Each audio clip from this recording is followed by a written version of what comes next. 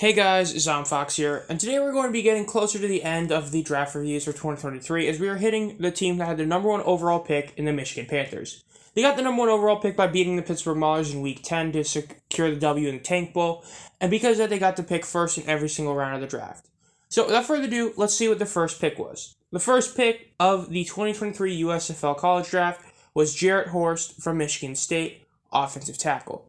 A Michigan player getting drafted by the Michigan Panthers when they're playing their first year in Michigan. Very, very solid idea. Horst started 15 games at left tackle for MSU after transferring from Arkansas State after 2020, and he was an all Big Ten honorable mention in 2021. He is currently one of those guys who is probably not going to be drafted. He's gotten the right, by the way, not if you didn't know. So there's a legit shot that he ends up coming to the team this year or next year. As if I'm not mistaken, he's not really projected to get drafted at all. But he's definitely one of those guys who's a very solid pick if they can get him. He's one of the better offensive linemen that has a legit shot of going to the league, essentially like really fast. So overall, it makes a lot of sense on why they would go for him, especially since he is, a local guy. So there's going to be a pretty nice connection for fans if they are able to get him. Overall, I think this is definitely one of the really solid picks. I've always said that, offensive linemen are always a very, very solid idea to get. And so this is definitely a very good one for them. Now, the 8th overall pick, the second round pick, was quarterback from Minnesota, Tanner Morgan. Tanner Morgan started 47 games for Minnesota in his college career. He went 33-14 with the most wins by a quarterback in Golden Gophers history. He had the single season record for passing yards and touchdowns in 19, and then set the completion percentage record at 66.9% in 2022. His 9,454 passing yards is second most in Minnesota history. Now, in terms of exactly what the idea is for him, I think this is, again, a very solid selection. The team does need a legit quarterback. I know some people are huge fans of, Josh Love, and then Eric, and then Eric on their team, but I'm not the biggest fan of them, so I do think they needed a legitimate quarterback. If Tanner is able to come to the league in the next year or two, it's going to be a huge help for them. I think that this is definitely something that was a very good pick for the Panthers. They do need a quarterback, I think, a lot more than a lot of other teams. So the idea to potentially get him is definitely a good one. So I really do like this one. I think this is definitely going to be a very solid one. So will he go to the league this year or next year? We don't know for sure. Quarterbacks usually, get at least a shot as long as they were decent. And he did start for 4 years at Minnesota. So this is a good shot he is on a practice squad or something for the first year if he does not end up getting drafted. But naturally, it's one of those things where we're going to kind of see exactly what happens for him. So, yeah.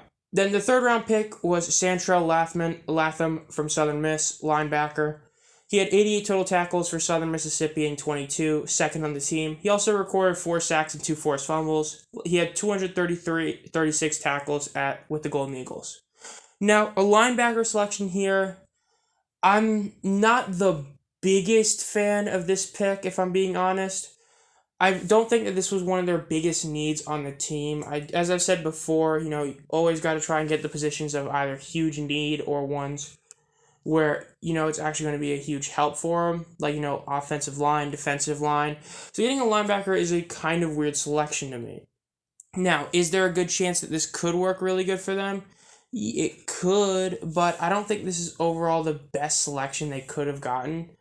The linebacker wasn't really a huge point of need for them, if you know what I mean.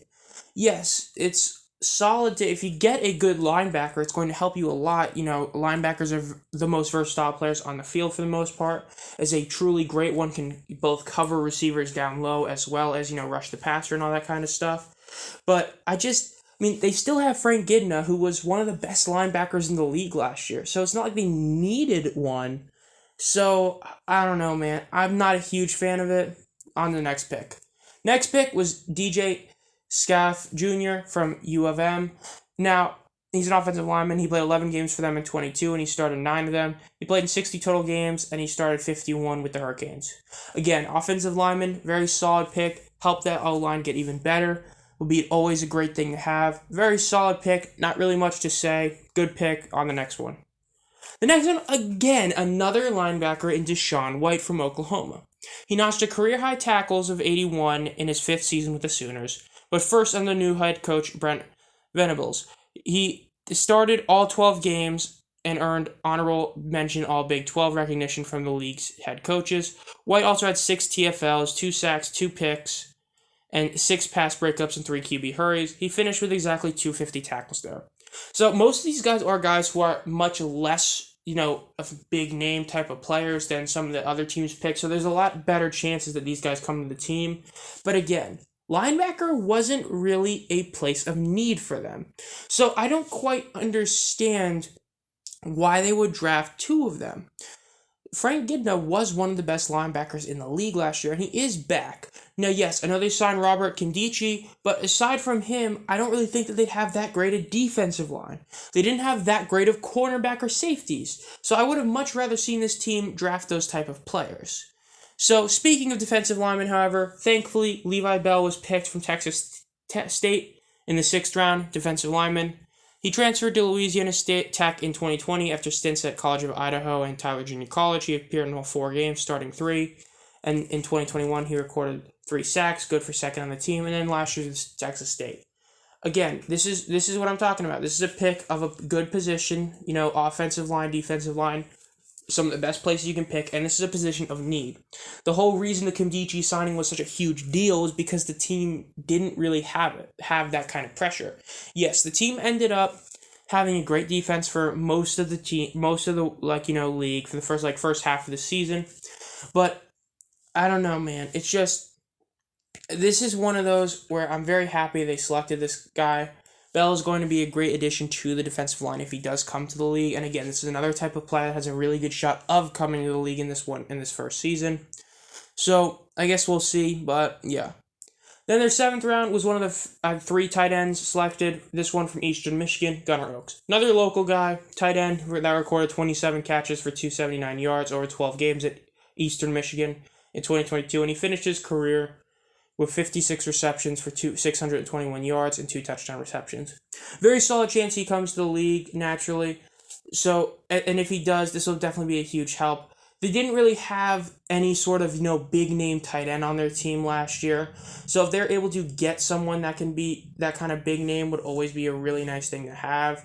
So I do hope that he comes soon, and I hope that he, is able to contribute a lot because this team definitely doesn't need that. So I think this is a very solid pick. This is a definitely position of need. So very, very solid pick. Now, as for the next one, we have Andrew Farmer II, Lane College defensive end. He appeared in 18 games across 2 seasons for D2 Lane College, including each of the Dragons' first 8 games in 22, where he recorded 58 total tackles, 25 TFLs, 6 sacks, and a forced fumble. Again, defensive end, great position of need, really huge help for them. I think this is a definitely solid pick. Another guy has a very good shot of coming to the league this year. Good pick. Then in the 9th round from Benedictine, we have Chim Okorafor, offensive lineman. He was named an NAIA All-American in 22 after anchoring offensive line that allowed just 12 sacks in 13 games.